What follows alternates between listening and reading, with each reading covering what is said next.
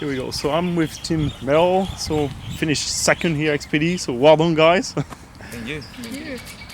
What did you think about the race? How did you manage that race? I think speaking on behalf of everyone, it was a case of holding back in our case.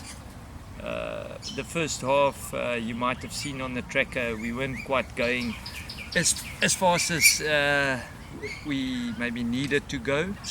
We had a couple of setbacks, and you would have seen we almost got stuck every now and then. But it did allow us to rest well, and we never went outside that comfort zone.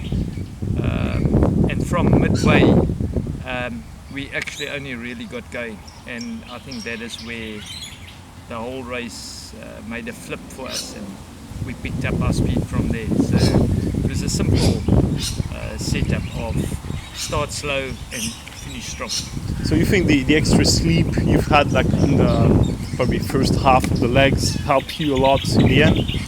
Yes, definitely. I think Robin will attest to that, and she can maybe tell you how she felt at the end, but I definitely thought it did help us. Hey, Robs? Yeah, I was definitely strong at the end, and in the middle of the race it wasn't necessarily that we planned to sleep. We planned to push on, and I just couldn't keep going anymore, and we had to sleep, but I think it turned out probably for the best.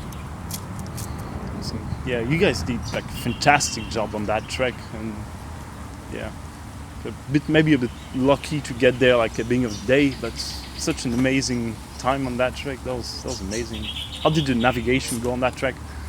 Yeah, we didn't try to do anything special. We just tried to, like a step by step.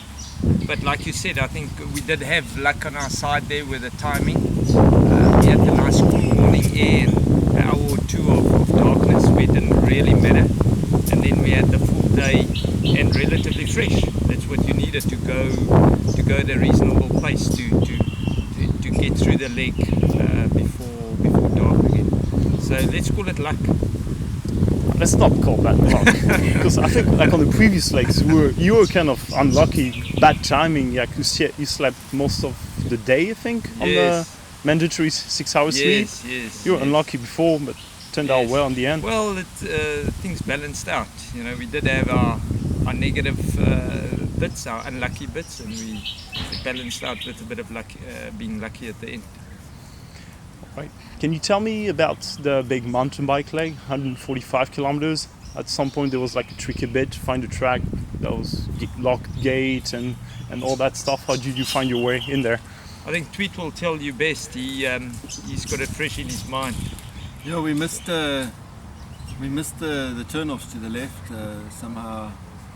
Not sure how I missed it, but we ended up missing it, and we went down a track that we thought would take us in the right direction, and it ended up putting us about five kilometers downstream on the river. And once we hit the river, it was very soft sand. We saw some 4x4 tracks on there, so we decided to just try and go upriver. It worked out really well. After about a k and a half of pushing, we could ride our bikes again. Some fast riding, small bit of rock hopping, and then we got onto the sort of animal tracks on the left-hand bank and rode in, and it didn't really cost us any time at all in the end, I think. Yeah, you guys did.